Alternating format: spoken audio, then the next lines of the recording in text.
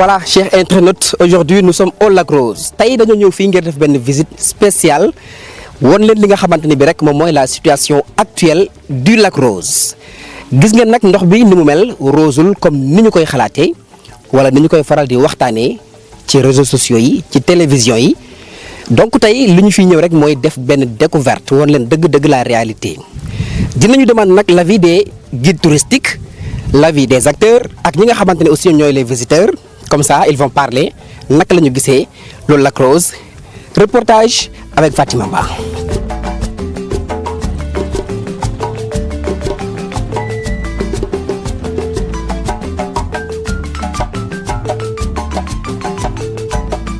Lac Rose bokk na ci patrimoine naturel li gën a siiw te ñu gën ko visiter fii ci Sénégal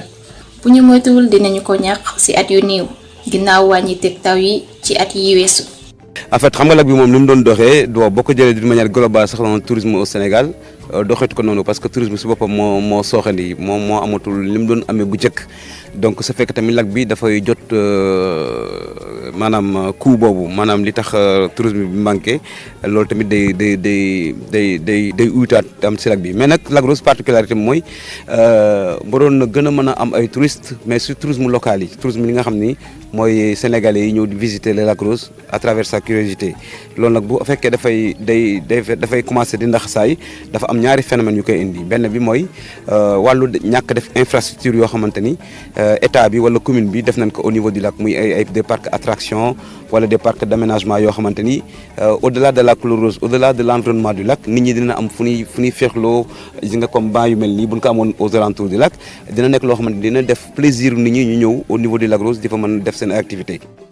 ay tabax yu jaarul yoon ci booru lac bi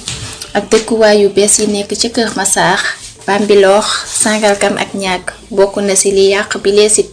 te bu ñu ci deful ay jéego Lac Rose bi mën na fee jaaxee disparaître ba faw. boo xoolee au niveau du Lac Rose y a trop de bétonisation maanaam tabax yi dafa bari construction yu bari ba pare environnement bi di commencer naxasaay te loolu naxasaayu environnement boobu nag day freiner un peu visiteurs yi nga xam ni bëgg nañ visiter des zones comme ça yoo xamante ni day am environnement bu rafet am ay picc am ay filao am ay garab ay coco ak ay dunes de sable loolu bu fekkee dafa dem ba wàllu tabax mi dominer ko day freiner ñi nga xam ni moom ñoom affaire environnement affaire écosystème moo leen intéressé woon donc ñaari phénomènes yooyu moo freiner un peu influence bi Lac Rose waroon am si wàllu tourisme influence bi Lac Rose waroon am si wàllu visiteur mais tamit loolu day indiwaat si wàllu koom-koom parce que plus qu'il y a des visiteurs plus que koom-koom bi di gën a am maanaam xëy mi di gën a am ndaw ñi di gën a liggéey ñi di def artisanat ñi di def tourisme ñi di def des découvertes maanaam def ay balades en quad en 4x4 ñi di def pirogue artisanat bi di mën a dox village artisanal yi di mën a dox ñi yor restaurant yi di mën a liggéey hôtel yi di mën a liggéey donc loolu nag bu visiteurs yi ñëwulee offre bi dafay ëpp demande bi te loolu nag bu amee rek day am concurrence déloyale parce que day tax léegi maanaam ñiy jaay ñoom ñoo ëpp ñiy jënd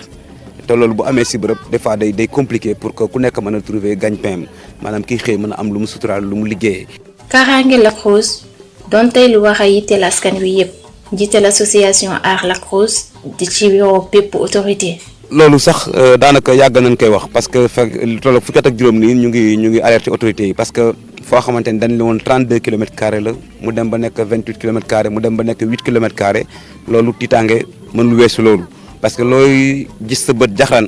nga gis ni mu toll woon si yaatuwaay si couleur rose bi ngay dem ba yàgg gis ndox moom di wàññeeku ba mu perdre ay kilomètres ba nga xam ni foo xamante ni boo fa daan jaar ndox mi day ñëw fii si yow léegi nga fay tax ak tànku neen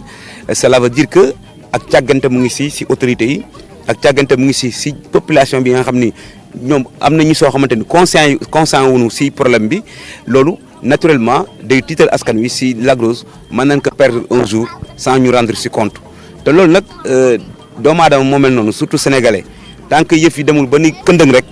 duñ mën a réagir gis nañ sax bu di def ay campagne pour wàllum feebar ak wàllu yeneen ak yeneen sax pour alerte nit ñi il faut que ñu bàyyi ba nit ki feebar ñu doog a xam ni kii waroon nañ mën a jël ay solution wala ay prévention avant que ñuy atteindre si benn niveau bi parce que ni sax day feebar des fois ñu koy sàggane di ko sàggane ba mu dee seen ay loxo te or que bu fekkoon ni yàlla def nañ kii si war matuwaay yi si war xëy na yàlla mën na ko def mu daal di dundaat donc lac bi tamit bu fekkee ni ñu ngi si wax ay ati at kenn dégluwuñu ndox mi di wàññeeku kenn déglu mu dem ba nga xam ne tey jii nekk na si voie boo xam ne da ngay leer ne lii buñ si jógulee ndox mi si boppam mooy dem ba jeex te boobaa day nekk loo xamante ni responsabilité ñëpp lay doon. mas mi nga xam ne andi woon na ay gàllankoor ci wàllum tourisme bi jamono ji mbir yi di tàmbaliwaat tuuti visiteurs yi di jóge fu nekk ngir ñëw ne meeku bërëb bi. alors le Lac Rose. waaw Lac Rose nag gis naa ne am na solo trop gis naa liggéey bi naka la ñuy dindee xorom bi ay jigéen yoo xamante ne bi sax ñoom ñooy génnee xorom bi ci gaal gi waaw te gis naa ne aussi ay jigéen la yoo xamante ne bi rek war nañ leen a delloo njukkal bu baax ndax liggéey bu yombul liggéey bu metti la vraiment. gis naa nag xorom bu bëri bi nga xamante ni bi rek daanaka yéem na ma trop te lépp loxo lañ koy defee muy lu ñu rafetlu bu baax a baax. les gens qui le font. c'est la première fois ma ñëw Lac Rose. waaye li ma doon ciy dégg moom je me dis que ne bi ma fi ñëwee gis naa ko franchement il est super en plus neex na trop macha allah. le Lac Rose effectivement j'avais vu des photos. waaw lac bi nag wax dëgg yàlla gis naa ay photos waaye doon naa xaar mu gën a rose comme ni ñu ko gisee tey waaw tey nag roseul waaye xëy na nag taw bu bëri bi nga xamante ni bi rek moo am jamono ji moo ko waral te itam peut-être bés yi di ñëw bu ñu fi ñëwaatee dinañ gis ni dina rose bu baax a baax. à d'autres périodes. je voulais profiter de votre. damay profité ci kàddu gi rek di jaajëfal waa Sénégal bu baax ndax teraanga bi ñuy waxtaanee daanaka du ay kàddu kese vraiment dëgg la tey gëm naa ko te itam di leen jaajëfal bu baax ci nañu ma teeroo depuis bi ma fi ñëwee ak léegi. l'accueil que nous avons eu tout au long de notre séjour. bu weesoo ñu dëkk ci bërëb bile nit yaa ngi jóge fu nekk ngir daan seen doole ci tibbum xorom si ñu bari ci ñoom samp seeni néeg ñax di liggéey ngir dundal seeni njaboot. exploitation xorom bi dafay mobiliser nit ñu bëree bëri parce que fii chaque fois dama ne fii melting pot la parce que boo fi ñëwee non seulement y a beaucoup de Sénégalais mais am na Maliens am na Guinéens am na Ivoiriens nationalité yu bëri ñu ngi fi ku nekk ñëw daan sa doole la sa doole may rek nga yóbbu. ba pare junni doomu aadama yu bëri dañuy dund directement ak indirectement ci li xam ne mu ngi liggéey fii muy xorom bi. quantité xorom bi ñuy tibb ci jamono yi wàññeeku na bile situation doon lu ñuy mettitlu bu baax doonte comité bi yore wàllu boobule mu ngi ciy def ay jéego. booy comparer lag bu njëkk ak lag léegi quantité bi wàññu carrément parce que lag bu njëkk moom li fa doon génn ci xorom macha allah bëri woon na trop booba lag bi ndox bi bëreegul nii booba xorom bi bëri na lool mais nag plus at yi di ñëw. taw bi di gën a yokku xorom bi dafay gën a néew moo tax chaque fois ñuy def système boobu di noppal lag bi dañ daan def at bu jot bu mu santi ji xorom bi dafay néew du rafet ñu toog xalaat ñu ne nag am na loo xam ni comme dañ koy lekk te daf def mbitim réew xorom bi dafa war a rafet pour mu rafet nag il faut ñu def benn système léegi chaque fois bu nawet bi jeexee rek dañuy tëj lag bi pendant 7 ba 8 mois dina métti si nit ñi nag mais nag c'est obligatoire parce que kuy defar dafa mel da ngay yaax léegi 8 mois yi bu jotee bu ñu ko tijjee bon ñëpp di gis ne xorom bi dina bëri dina rafet loolu moo tax gis xorom bi bëri na rafet na macha allah bu ko defee nit ñi gën ci mën a gis seen bopp day tax aussi li nga doon am mu néew da nga koy am mu bëri parce que boo doon am ay 20 000 tonnes 30 000 tonnes par 20 000 tonnes ba 30 000 par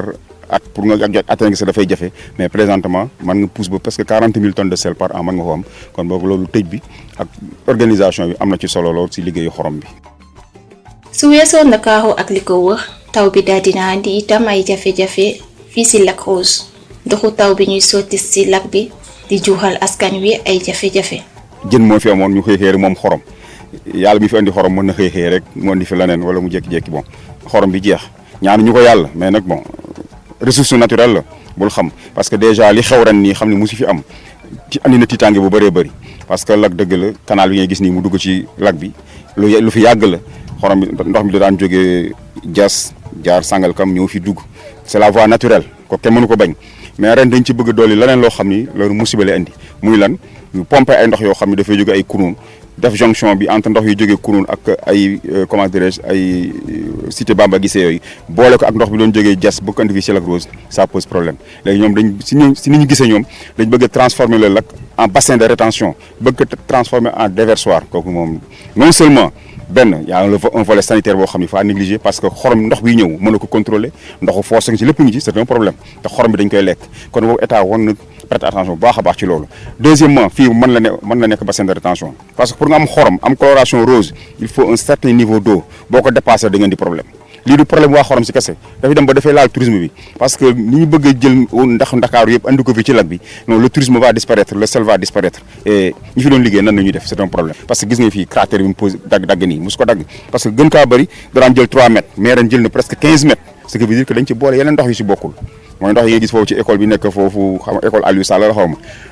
depuis école ba mu fa amee ba léegi le problème yi commencé dès qu'il y a problème rek sama waay toute la république est mobilisée vraiment doy na waar daal doy na waar maire ñëw na fi ànd ak le ministre chaque jour mu fi envoyé son agent envoyeur chaque jour on est sur le terrain mais fi nekk nii dañ ne le plan Orsec d'abord la première chose à faire gis nga village de les villages sont complètement coupés